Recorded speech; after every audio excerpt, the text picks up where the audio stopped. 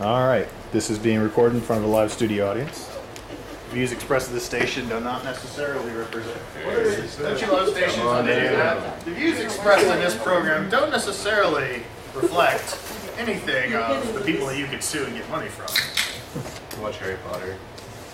We should start that with every lesson we teach. You know, the views taught here do not necessarily reflect the views of MI Church or any of its staff or associates. Wait, what? I know, right?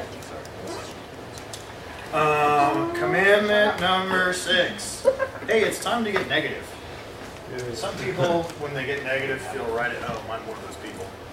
So, we are finally in the low commandments.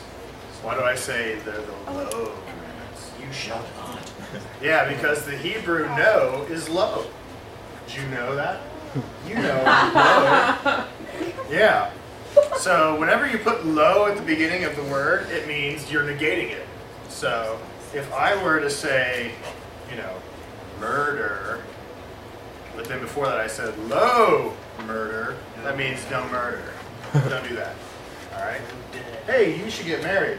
Low married. That means don't get married. You understand? You get the basic idea? I'm not saying that to you. Yeah, First, don't just say. Ooh. So, this command is found in Exodus chapter 20, verse 13. It's also Deuteronomy 5. Can somebody read it, though? Read us what Exodus 20, 13 says. You shall not murder. Woo, that was intense. Wow. You shall not murder. murder. That's 4 words by my count. Does every Bible you have here have 4 words? You shall not murder. Thou shalt not murder. Was it King James? King James. In Hebrew, you're right. How many are there? 2. There are only 2 words. There's low, followed by the word for murder. Don't murder. So we talked about this earlier, but just a quick reminder. What is the positive? Wait, that's what we're saying. What is the benefit of using a no command? Don't do that. What's the reason why God would just say don't murder instead of elaborate more on the beauty of life? Okay, it's pretty straightforward. You can't really miss it. It's also a way to say a lot in few words. It's like when you tell your kids, don't do that. Well, you don't always give them the full explanation necessarily, but they know they can't do that, and so they have to live with it. Yeah, it's also, sometimes it can even be a little less restrictive too, because if you're told to stay away from something, that implies there's a whole lot of other stuff that's open, that's free towards you, right? But what if God said, only do this? That implies that everything else over here you can't touch, you know? So it's a little bit less restrictive, which is funny, because a no command being less restrictive, it's more to the point and a little bit less restrictive. So there's some advantages. So, the term is, you shall not murder. There's the King James Version. Can anyone quote the King James Version of this passage? Thou shalt not murder. You're close, but you're not quite. What? Does it say kill? Thou shalt not kill. Kill. Now, that's probably an okay translation if you understand properly what kill means in that use. But the way we use the term kill today, I would suggest it's not really a good translation. Why not? What's the difference between killing and murder? Killing self-defense isn't murder necessarily? There are some instances where killing takes place in the Bible or, in situations that is not likened to murder. Murder is a more specific case of killing, a specific kind that the Bible is going to outlaw. But it doesn't just mean any death is therefore, a complete sin. We're going to get into some of that, I guess. So, how is this term used? The term. Well, it's used 47 times in the Old Testament when it comes to killing a personal enemy. So the term murder is used 47 times when somebody kills an enemy that they have personally, someone they hate or whatever they despise. Cain, 47. Cain killed his brother, We're talking about murder here. Right. Also in Numbers 35, verse 27, and also in verse 30, it's used in reference to killing for revenge. So you're trying to get revenge and you kill somebody. That's what the word is used. That's another way the word's used in Numbers. In 2 Kings 6, verse 32. It's used to refer to an assassination. So murder, assassination, you got the same kind of idea there. Similar. In Proverbs 22:13. In Proverbs 22:13, the word murder is also used in reference to a lion that's about to kill a man. The lion's about to murder a man. That's also murder. So that's interesting, not just used of human beings. In Numbers 35, verse 16, and in Deuteronomy 4:41 and following, it is also used to refer to manslaughter, but not just any kind of manslaughter. It is a angry manslaughter. How do I describe that? In other words, you're mad at somebody and so you start fighting with them and then you accidentally hit them too hard and they die. Well, you didn't mean to kill them. That was not what you were trying to do, right? But you were definitely angry and it caused you to be careless and then they ended up dying. So it's like manslaughter, but it's not just accidental death. You see what I'm saying? It's a little more specific than that. There's some bad intent there. And also 2 Samuel 12 verse 9 talks about an accessory to murder. It gives the idea of an accessory to murder is also someone that is guilty of this word talking about murder. So that's how the word is used. How is it not used? How do we distinguish it from killing? Well, Genesis 9:3 talks about killing beasts of the earth for food. It's not the word murder there. It's not used to refer to killing animals to eat food. Right? So it's not used to that. It's also, when it talks about defending someone's own home, the word used there is not the word for murder. So if you kill someone because you're defending your home, it's a different word. It's not talking about murder there. Deuteronomy 19:5 gives us a case of accidental manslaughter, which is basically what we know as manslaughter today, I think. But yeah, manslaughter, where you didn't mean for it to happen at all, but the person ends up dying. Well, that is not called murder either. Let's see. And finally, the famous one, Genesis 9:6. Two famous ones, I guess. Genesis 9:6, whoever sheds blood by man shall what? His blood be shed. That is not talking about murder, but it is talking about capital punishment. So just because there's a death there, it's not using this word that refers to murder. So capital punishment, execution of criminals is not considered murder, and same thing in warfare when you're fighting a war. It's not referred to as murder either. So, yeah. So, when killing animals for Sport? No. yeah, Fun? yeah, sport, is that bad? I believe it's bad, yeah.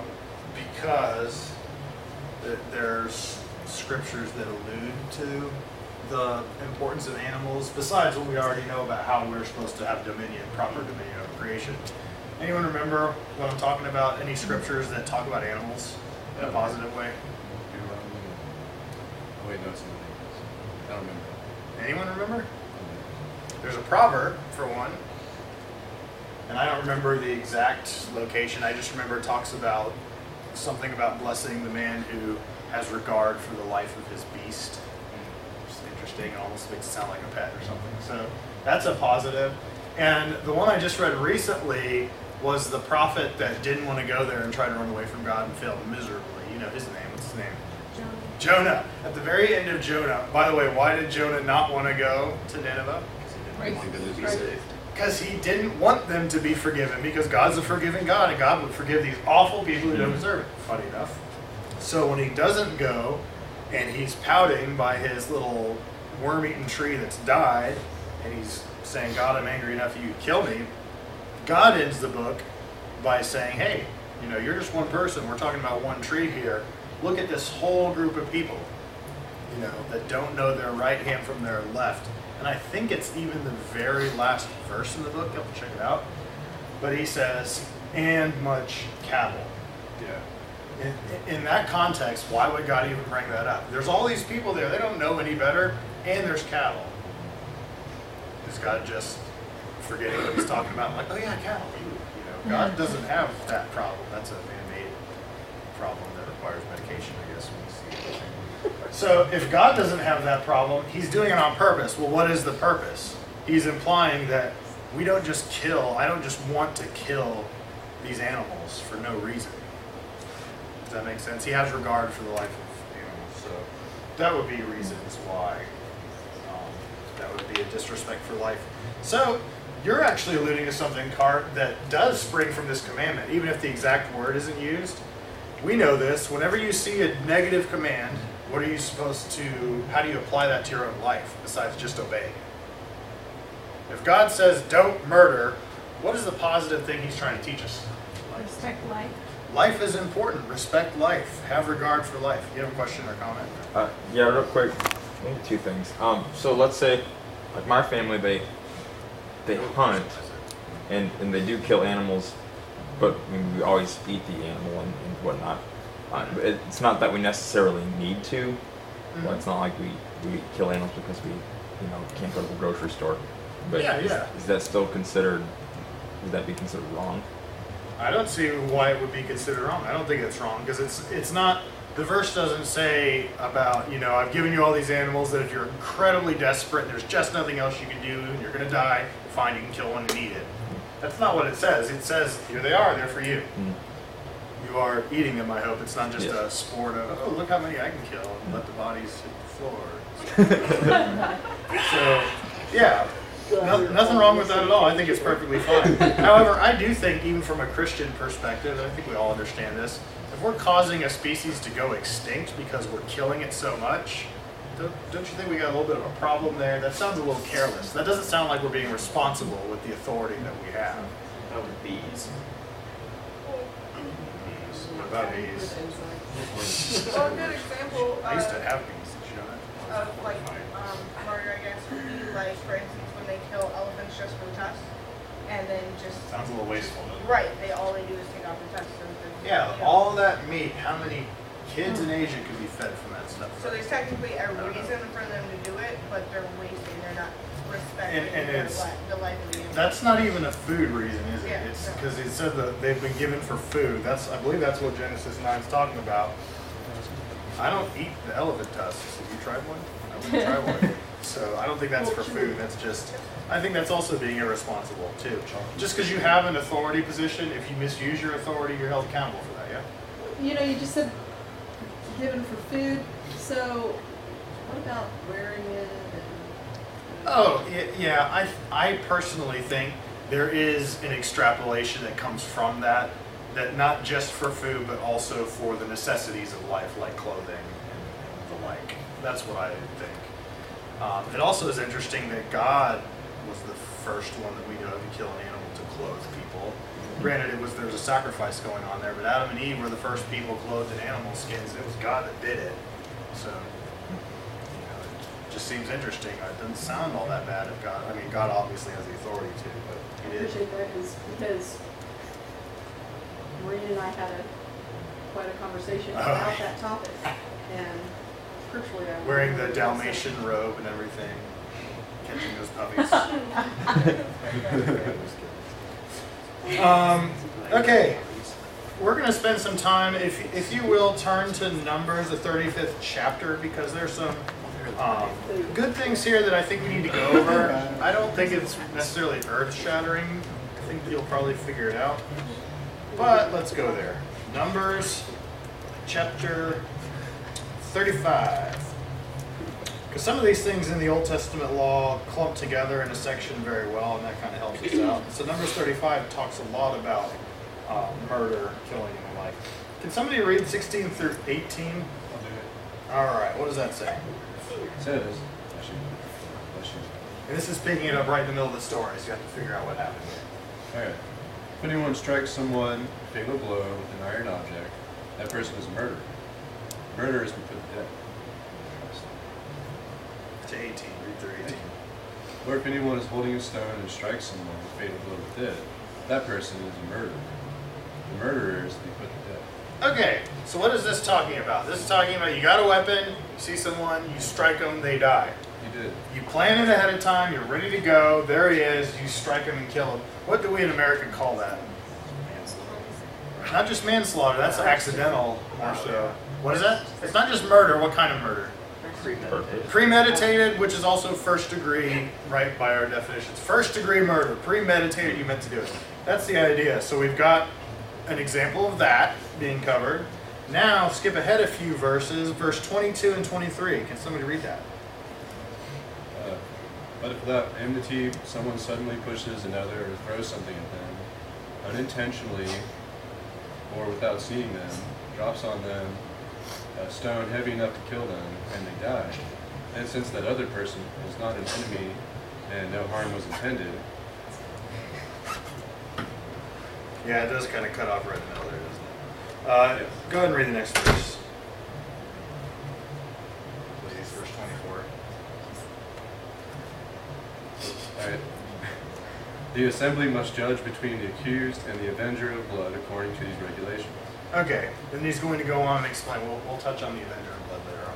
So this would be a little bit different, right? You're in a fight, things get out of hand, and you kill somebody. Well, what do we call that today? Manslaughter. I'd say it's a little stronger than that, because you're actually in a fight and you do want to harm them, but you're right, it could be kind of manslaughter. That's what I was talking about with that active manslaughter. What's the other close definition? Second degree, yeah. That's the idea. You didn't plan for it to happen ahead of time, but you got in the moment, you got out of control, and you did something that caused their death. And so it's interesting because there is a little bit of difference. It's a little less strict in this situation as it would be in the very first situation. So we've got basically second degree murder. It's murder, but it wasn't planned, and there's not this evidence of prior hatred to go along with it. Now, if you flip over to Exodus chapter 21, in verses 28 through 30, we have an interesting situation. Let's go there. We need to go there. Exodus 21, verse 28 through 32. What were the verses? Exodus 21, verses 28 through 32. I'm going to start reading this because I find this interesting. When an ox gores a man or woman to death, the ox shall be stoned and its flesh not be eaten.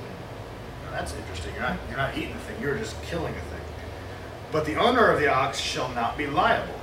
But if the ox has been accustomed to gore in the past, and its owner has been warned but has not kept it in, and it kills a man or woman, the ox shall be stoned, and its owner shall be put to death. If a ransom is imposed on him, then he shall give for the redemption of his life whatever is imposed on him. If it gores a man's son or daughter, he shall be dealt with according to this same rule. If the ox gores a slave, male or female, the owner shall give their master 30 shekels of silver, and the ox shall be stoned. Interesting rule about a negligence that leads to somebody's death. If you read this too quick, you might come away with some misinterpretation. So we need to look at this one carefully. First off, that last part might bother somebody. Be like, okay, if you kill a person, you should be killed for that. It's your life because you were warned. You had this out of control animal and you didn't stop it. And you guys watch your oxen because they're going around killing people. And you didn't do anything about it, so you should be killed for that. But if it killed somebody's slave, it's just a slave. 30 pieces of silver, you're covered. Sounds a little unfair, doesn't that? A little, on first read, you might come away with that impression, right? Well, here's the interesting fact. The interesting fact of the matter is, this, in all likelihood, is not actually a murder charge. Because if you read it carefully, what does it say? Well, it says, if it killed, in the end of verse 29, and its owner has been warned but not kept it in, and it kills a man or a woman, the ox shall be stoned, and its owner also shall be put to death. But keep reading. What does verse 30 say? If what? If a what? If a ransom is imposed on A them. ransom is imposed. What's a ransom? Well, you know what holding something for ransom is, right? You don't get it back unless you pay, right? Well, what's the ransom for? This man's life. So you see what's actually going on here? Because of this negligence, somebody died. God wants them to understand this is serious. You deserve to die for that, essentially. You are as good as dead for that. But if there's a ransom, whatever that ransom is, you need to be willing to pay it. So in all likelihood, what's going on here is it gives an opportunity for the elders and the people who are close to make a really good judgment. Because you know how there are some people that are like, there's some people that have their ox and they pay really close attention to their ox, you know, and their ox goes with them everywhere. And their ox can do no wrong. They're just in denial when their ox hurts people. And so they let their ox go running loose and somebody dies. And you know, they're warned, don't ever do that again, you know, this is terrible, and that ox dies, and then they get another ox, and guess what? Same thing happens. Well, some people are like that, but then there are other people that have this heart for all life, and they love their ox, but they love people more. They understand that's how you people matter more than oxen for sure. But then they get distracted. They love looking at the flowers, and they go to the beach one day or something. And then they come back and they're like, oh, I didn't lock the gate. My ox got loose. And the ox goes and kills somebody. Well, are you going to, do you treat both these people the exact same way? I mean, I guess you can. But in this particular kind of setup, the law is flexible enough for us to look at the situation and say, okay, you most definitely knew better. You didn't forget. This may have been almost premeditated in your mind. Or I'm just pointing at you because you're here, but you know what I mean? You deserve to pay everything you've got. You deserve to lose your house, every animal you own. You deserve to pay through the nose because somebody died because you were negligent. Versus somebody over here who could be like, you know you messed up, didn't you? And you try really hard, but you just completely forgot. And even though you're warned, this happened. And you know you need to pay for that, right? You know something has to happen. And maybe a fine or something could be imposed, but it wouldn't quite be as much for this person as it would be for that person. So do you understand the flexibility here? This basically says your life is on the line. Now let the elders and people decide what the ransom is going to be. How much is that ransom going to be? Well, let's look at the individual. Let's look at the intent. Let's look at everything as best we can and decide what they should pay for the death that they've caused. Right? And what if it's just a slave? You know, the world kind of taught then slaves are property and nothing else.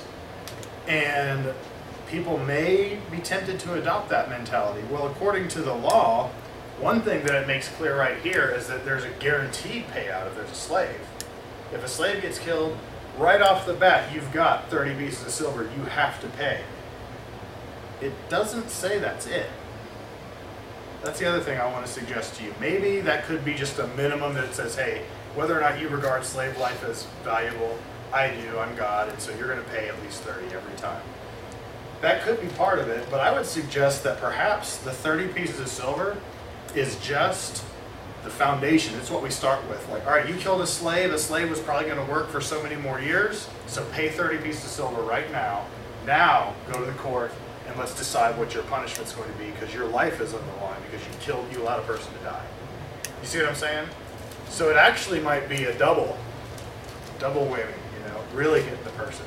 So if you look at it carefully, God's not mistreating slaves here, and he's not being unfair. He's actually being pretty fair and pretty harsh. It's a pretty cool way of dealing with a sticky, difficult situation. Yeah? So if a slave accidentally killed someone, could they go to those special towns too, where they treated the same? Oh, the city of refuge? Yeah. As I understand it, yes. I don't know any scripture to back that up off the bat, but I don't know of any that goes against it either, so I think so. But we'll have to look at that. We're going to read that passage later on, and we'll see it may actually say slaves in there, and I just didn't remember. So, anyway, I want to make sure you guys get that. You know what's also very interesting to me is the amount. 30 pieces of silver. Do you remember 30 pieces of silver ever being connected with any person in the Bible? It was, yeah. The prophet Zechariah says that Jesus was priced at this price. 30 pieces of silver. He prophesied way ahead of time that it would happen, and it was thrown into the temple and everything, right? Well, that number can be traced back to here. That was the number that a slave was paid out right off the bat. Now, isn't it interesting that in the case of Jesus, whether or not our understanding of this is right or not, doesn't really matter, because in the case of Jesus, his life was worth nothing to them but the bare minimum, 30 pieces of silver that you have to pay out for a slave, and that was it. And Jesus gets killed for that. It's very interesting to me. That was how low Jesus had become, how low they had valued him to be likened to the slave payout, basically, so they could just take his life. Very interesting. So, let's see. All right, Numbers 21. Okay, Numbers 21, verses 25 through 28. This is where we get into some of the Avenger.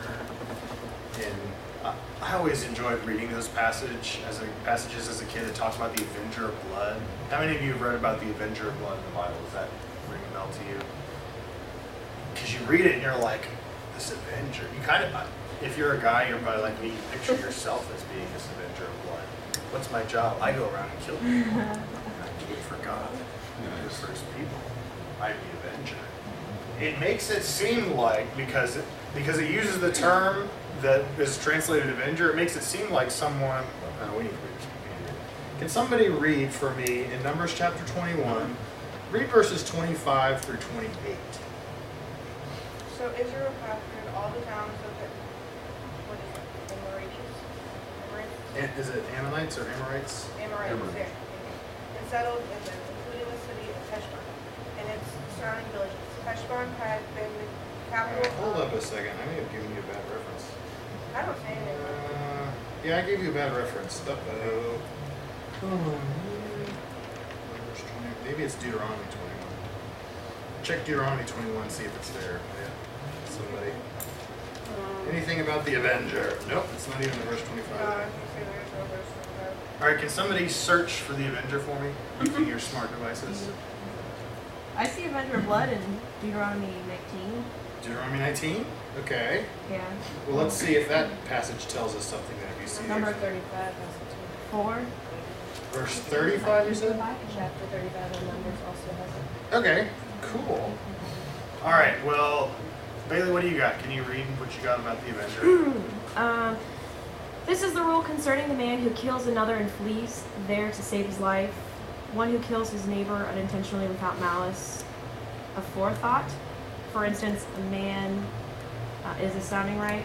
Mm-hmm. Okay. Yeah. For instance, a man may go into the forest with his neighbor to cut wood, and as he swings his axe to fell a tree, the head may fly off and hit his neighbor and kill him.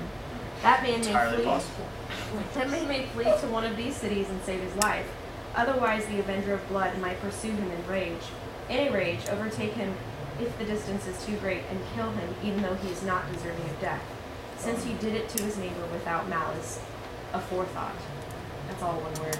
Yeah, malice or forethought? Aforethought. A-F-O-R-E. Wow. Thought. Interesting. This is why I command you to set aside for yourselves 3 cities. How many? 6? 3 cities? 3 cities. 3 on the east, 3 on the west, right? Is that what it's going to say? Do you want me to keep going? Yeah. It says Okay, 3 more good. cities Because there's a later total on. of 6. No, I think you can cover it. Here, you can take one and pass it on, please. All right. I want you to look at these cities of refuge, and I want you to tell me, you don't have to read all the specifics or whatever, but what do you notice when you look at the cities of refuge as they come on this map? Across the Jordan. You've got They're even- 3 kind of on one side, 3-ish kind of on another. And what did you say, Bailey? I said they're evenly distributed? They're pretty even when you look at it. Now keep in mind, this map doesn't have terrain or any of the other essentials that are important. But if you lived anywhere in Israel, you're going to be pretty relatively close to a city of refuge. So what were these cities of refuge? These were the cities that you would have to go to if you were guilty of manslaughter or an accidental death that you didn't mean to do. It's a pretty cool concept because what happens? Well, if you kill somebody, you didn't mean to do it, so you don't really deserve to die for that because it was completely accidental. But you killed somebody. Their life is gone. Their life, their family, everyone is forever changed because of that. So your punishment is your life is now forever changed, radically changed because of that. You need to immediately up and leave and go to one of these cities, and I guarantee you're not going to live the same kind of life that you were living before. So that seems kind of fair in a sense, right? You don't die, but your life is radically shaken And so you realize, man, life is important. But if you don't care enough to respect life, then there's somebody coming for you, and you'll be killed. That's the punishment you get. So the Avenger of Blood. Who is the Avenger of Blood? Any guesses? Deadpool? Bible doesn't say it. Is it closest kin? Closest of kin, Or it goes on like relative, removed uncle or something? the angry uncle, the crazy uncle, the one that wants killing most. If it's relative, which relative would it be? Just nearest of kin? Usually the dad. Usually the dad. Why the dad? Because he's a killer. That's his kid. Manly duty. Well, we're assuming a kid died. It could be anyone, you know what I mean? But you're saying the dad of the family was like the head of the family, basically, patriarch. Okay, that makes good sense. Well, you see, I used to think all this too. I'm like, man, it's somebody in the family, so if like somebody accidentally killed one of my kids, I would spend the rest of my life hunting them. And if they hid in this city, but they ever decided to leave, I would be there and I would kill them. Wow, it's all biblical, man. Well, yeah, it's like, is this, you know, assassination that's kind of loud or whatever? Well, what's going on, for one, it is a government-sanctioned thing. It is a form of capital punishment. So this Avenger of Blood is not murdering unless the person is in a city of refuge, and if they kill them there, that's murder. They're off limits there. So you aren't doing anything wrong, so it's probably the wild side of me. It's like, man, what would that be like? Well, the thing that might burst your bubble a little bit is there's no real reason that I've seen anyway to assume that it's a family member that does it. I'm not ruling that out. It is entirely possible that the Avenger of Blood was somebody from the family that was appointed by the government to do it. But it seems equally likely that it could just be a appointed official, someone that maybe, you know, some grim guy that had the job of executing. Some people, yeah. Special kind of person, I don't know. Yeah. It could have been just a special appointed person that does that He's a too. sick business card. The thing is, Scripture doesn't say.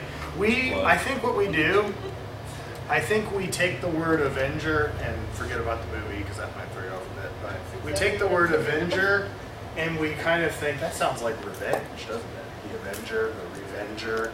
Well, this word isn't really about revenge. It's not really about you making things right by killing somebody. This is just talking about justice. That's all it is.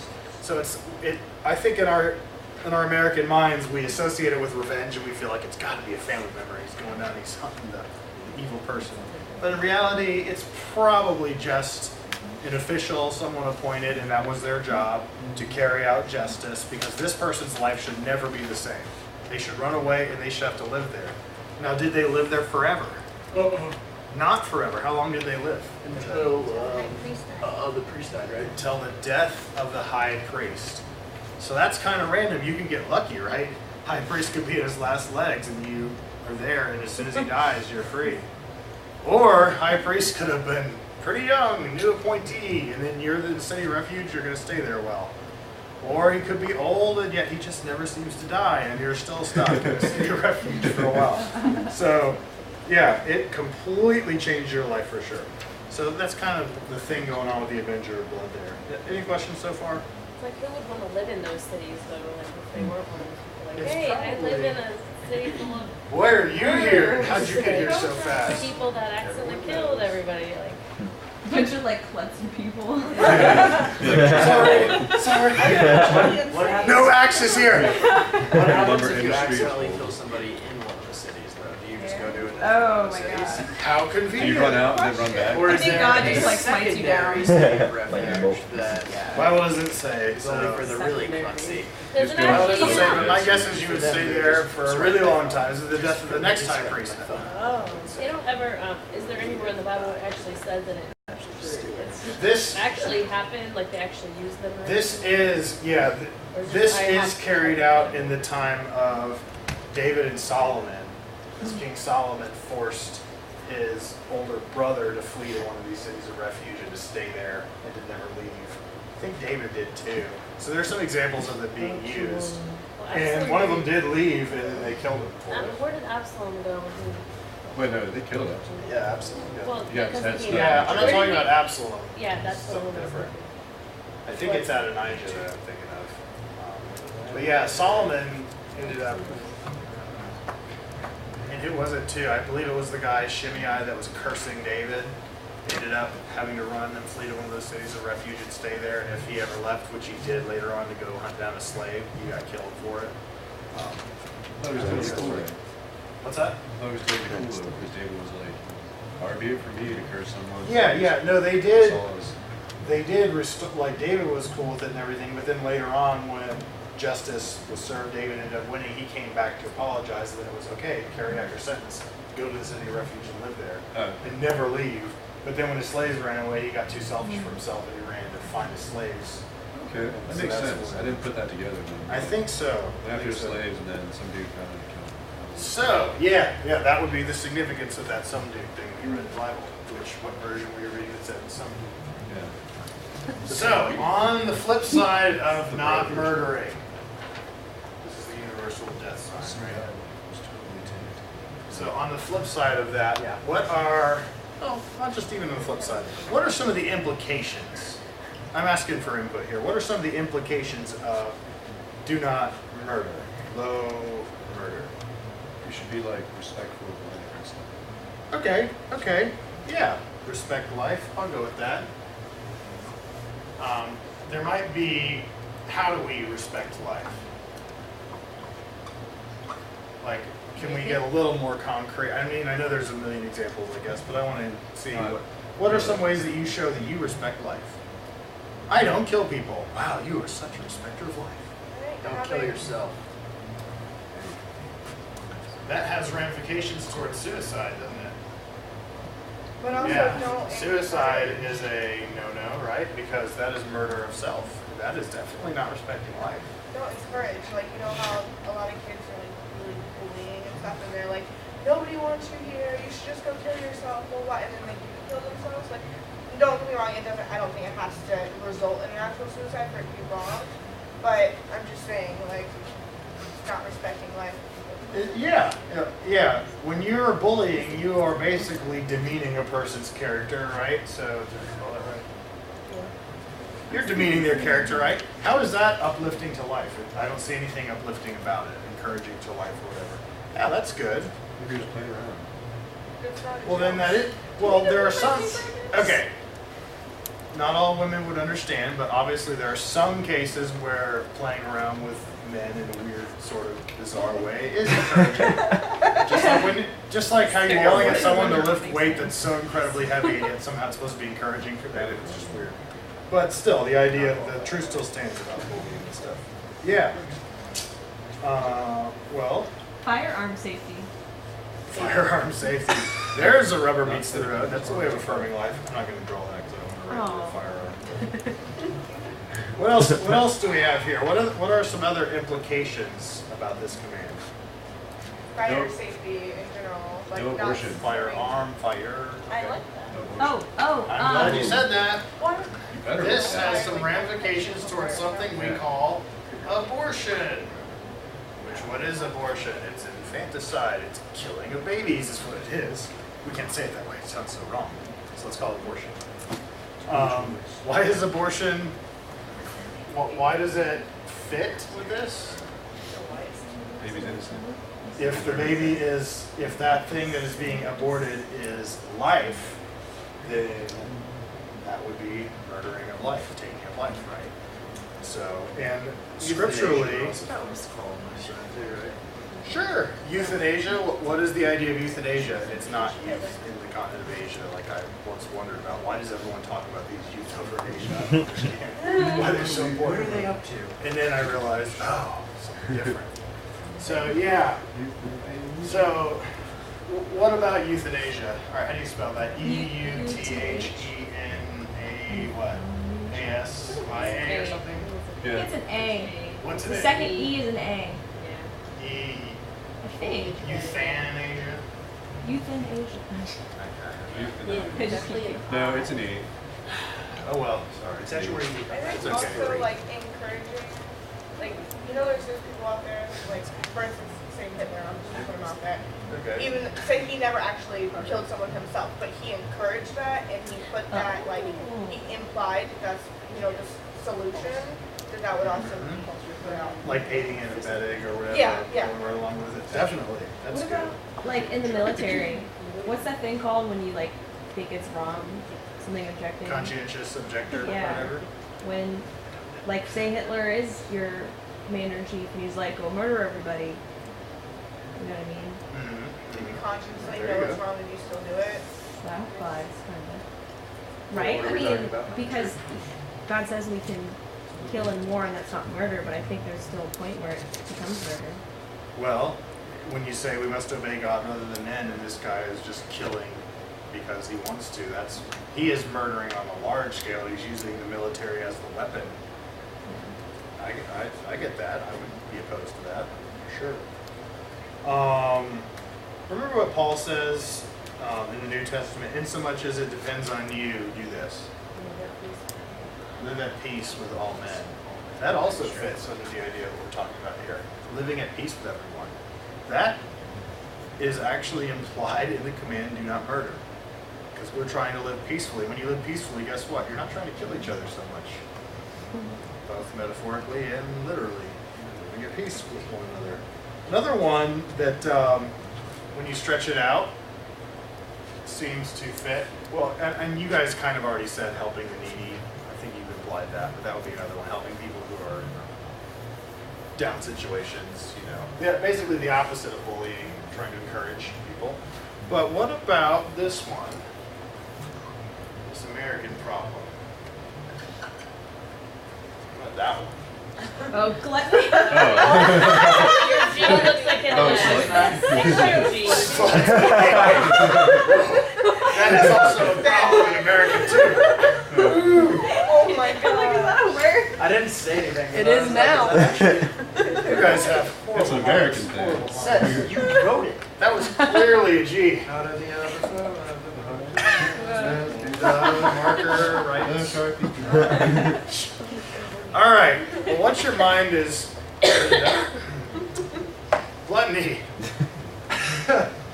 Now, is that eating till it hurts? Where's No, the it's right before it hurts. I don't know this. In excess. I don't know if I could define the specifics, but the idea is excessiveness.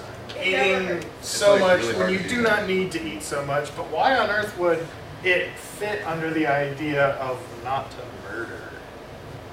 It's not just eating a little too much and that's it. There's more to it than that. What are we assuming is It's like happening? suicide, killing yourself with all those. Yeah.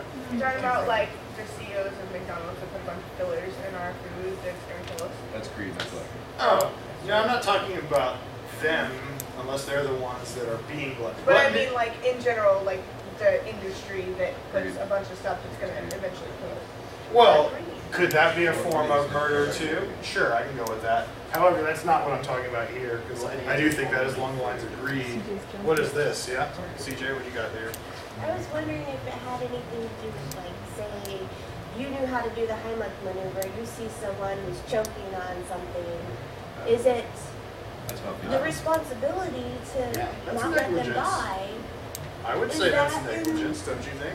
I do. I do. Bailey. There's so much. I don't Yeah. know. No, I'm just saying. Now, Bailey is going to bring up the point that when you get thrown into the government in this situation, right, into rules, it completely complicates the matter. It's not as simple as, I could have just Let saved me their help life. you, because they're like, Yeah. we're gonna sue you. Thank you. You need, Yeah, there's you like need a lots of- machine that saves their life that cannot be what sued. they It's just a get machine. scared It of. operates of its own But free also will. you put yourself in danger. If you do CPR and someone has HIV, you can get HIV from doing that. So it's all about your self-esteem. But you have to have two That's like years. back to I Well, want I to mean, get if they're back like- to not sluttony, but to Yes. gluttony. I only said that to the attention. Gluttony is the idea of what? If you're eating to excess, is that good for you? No, it's not good for you. So what will it do to you? Kill you. It will slowly eat away at you. So you are allowing yourself. You're probably shortening your life. Now, this is the one that hits home with. I mean, preachers have got a problem with this one. A lot of. I used to be almost every preacher I saw. I'm like, why is he fat? Why does every preacher have to be fat? And you know why? Because he spends so much time eating out with all the families at church. So all the families are hating this preacher's gluttony, and you're all sinners for it. Oh. You're killing your But preacher. also other things. Exactly. Not just food. Anything, right? I mean, we would say there are a lot of habits that are like, that is terribly unhealthy, and you know it. I know we want to go too far because some things get debated and whatever, but I'm saying clearly there are some things that are just unhealthy. Oh man, gotta move on. All right, let's read some stats about abortion just because it's depressing. That's it. Data bank. Okay. And Smith's Boogie talks about this. Abortion's a big business, and I don't know when these stats were taken. Okay, so grain of salt there. The 1.5 million abortions every year are estimated to generate $500 million profit. This is from Fortune magazine. Now this is before, this was written before came out, and Planned Parenthood came out and admitted to selling body parts of babies, nonsense like that. This is before that, okay? What was the profit? $500 million. The aborted babies' bodies are sometimes sold for $25 a batch or up to $5,500 a pound to make collagen, an ingredient in shampoo and beauty products. Medical experiments worthy of Nazi prison camp are being performed on aborted babies, and there's this lady named Olga Fairfax that has, I guess, a book or something, 101 uses for a dead or live baby is the resource that they have. Oh, I guess he's got information. If you're sick and perverted and you want to find out where to get this, then come see me. No, I'm just kidding. Just if you want to know if it's a real source or not. Women in their 20s obtain more than half of all abortions. About 28% are obtained by teenagers. About 42% obtained by those who classify themselves as Protestants. That would be the religious, non-Catholic type. By 31% by Catholics. Less than 2% by Jewish women. 22% have no religious affiliation. Women with family income below $11,000 account for 33%. White women have over 2/3 of all abortions, but non-white women, who comprise about 16.7% of childbearing age population, have 31.4% of abortions. 63% of those who seek abortions are unmarried. Unmarried women living with the man constitutes 17, about 0.5%. There are about 30 abortions a year for every 1,000 women. Okay, 30 for every 1,000. He's got a source there. The World Health Organization estimates that there are at least 100 million acts. I won't get into all that. Anyway, it's just downhill from there. So, all right. On that not so positive note, let's go on to not sluttony but adultery. That is the next commandment that we're going to talk about. Did you have a question before we go on that? Well, it was a comment / question, I guess. There's been a lot of stuff in the news about abortion in the last last week or so because of the statement Trump made, and then Clinton came back and made a statement. And there was a discussion last night, and the guy that was, it's strangely enough, he's pro-life, but he refused to refer to the baby in vitro as a living thing. He kept referring to it as he used some word, something mass. And I just wondered, what scriptures, where are there scriptures that refer to, I mean, obviously the one that comes to mind is the one, is it in Isaiah or is it in Psalms where I knew you in the womb, or, you know, Yeah, the Jeremiah passage. Is it Jeremiah? Okay. Before I formed you in the womb, I knew you. Actually, I personally don't think that one applies to. I think that applies to long before he ever existed. God knew him. It was foreknowledge. But, all right, I'm not going to get the references exactly right. You guys help me out of here. You got one in mind? Well, I was just thinking about like when God told Samson's mom that she was going to have him eat. Yeah, she started having to take the vow for him, and so that shows that obviously whatever she did affected. Right. It says he will be a Nazirite from birth. Yeah. And then he says, therefore you fulfill the things of the Nazirite vow that your son will have to keep. So the implication is he's a human and he's already in that vow right now. And so that's His life has Manoah's already begun. wife. Yeah, his life has already begun. He's fulfilling the Nazarite vow, even though he's still in the stomach. John the Baptist had the Holy Spirit come on him in the womb, and he's jumping around doing the Holy Spirit dance.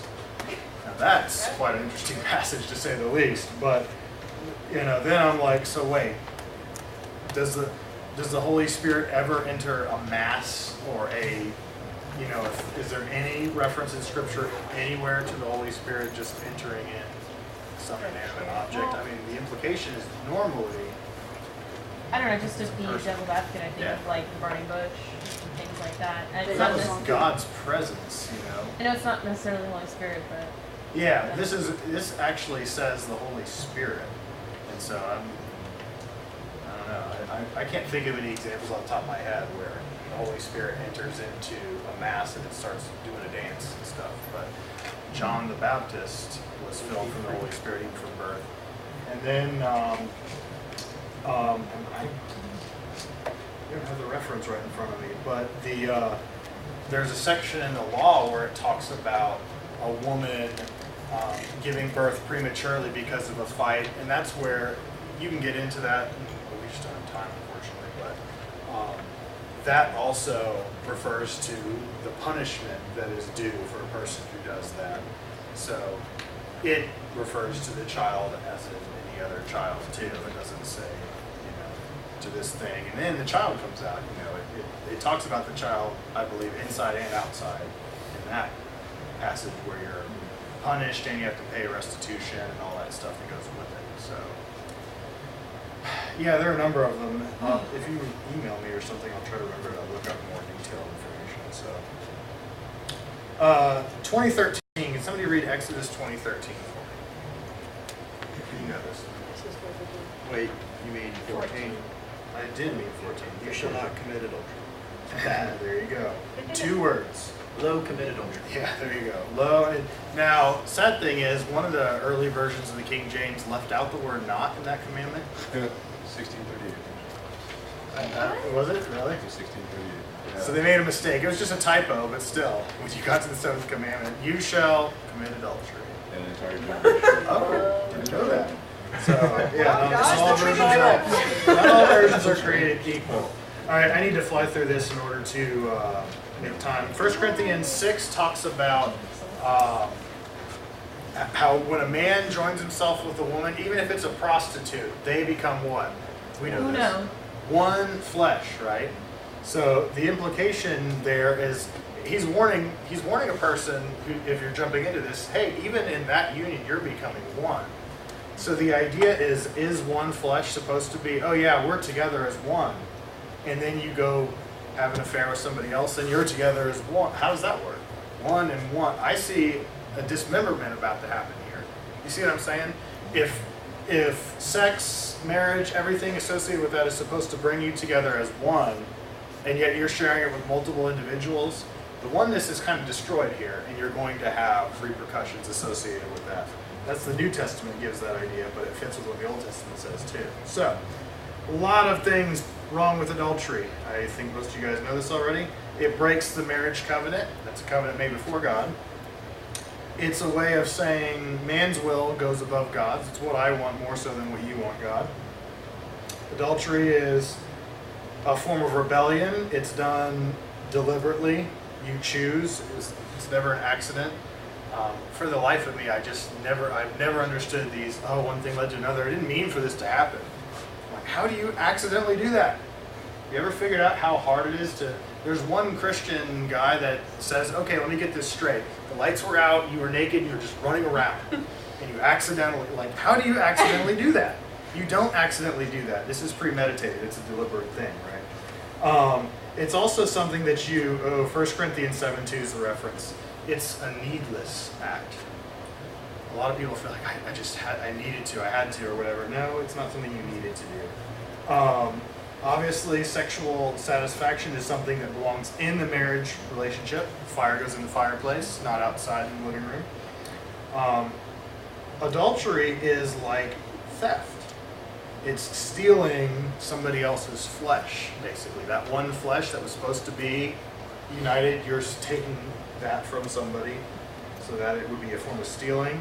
It also, Jeremiah 5:8 refers to it like a donkey. That's not a compliment. All right? You're being as unrestrained as a wild donkey. You are just an animal. You have no control. And that's an insult. That's not, just evolutionary. That's bad. It's not what we should strive to be.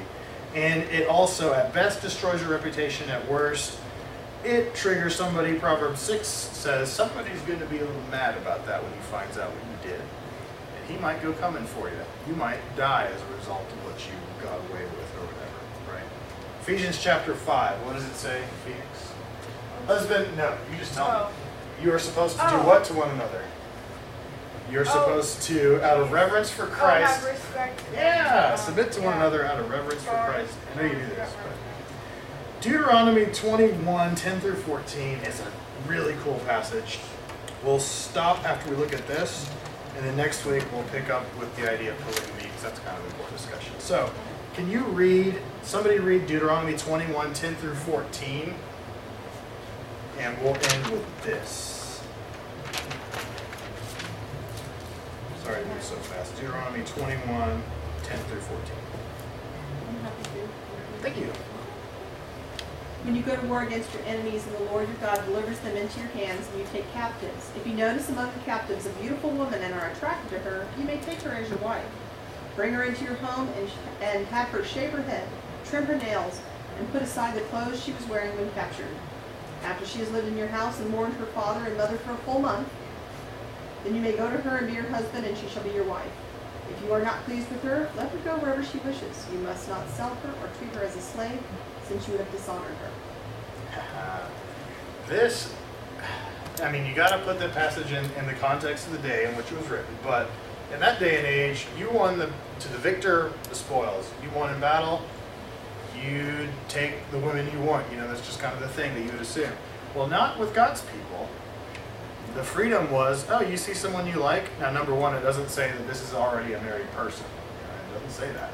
So this likely is somebody who's not even married yet, all right? But you won a battle, and you are just so attracted to this one woman that you've taken or whatever. Well, the rule is, okay, you want her? All right, take her. Her head's going to be shaved till she's bald. You're going to cut off everything that makes her look pretty. You're going to make her as ugly as she can be, all right? And once we've made her all ugly and everything, you live with her for a month. You don't mistreat her. You just live with her, all right? And if you decide at the end of that month that you still want her, obviously you like her for more than her looks, apparently, because she doesn't have that right now, right? You also had a little bit of time to think about, make sure you're not being too hasty with your decisions, right? And if you decide, oh boy, what was I thinking? This is not going to work out at all. Well, then you don't get to keep her as a slave because you put her through all that, set her free. She gets to go. You see it's different, I know, but you see the wisdom in that? You got to take time, and obviously marriage is supposed to be about more than just looks, even in a culture where you think they just, do what they want to do or whatever. You got to take time to think, is there some compatibility issues that you guys have? Are you just being caught up in the moment? So, if you want to know that he loves you, shave your head. You don't have to, but just saying, if he stays with you, he must really love you. Man, oh man. Any questions, comments? Sucks. All right, thank you guys for being here. You all have a great Thank you week. for being here. Did you ever shave your head for Nolan? No.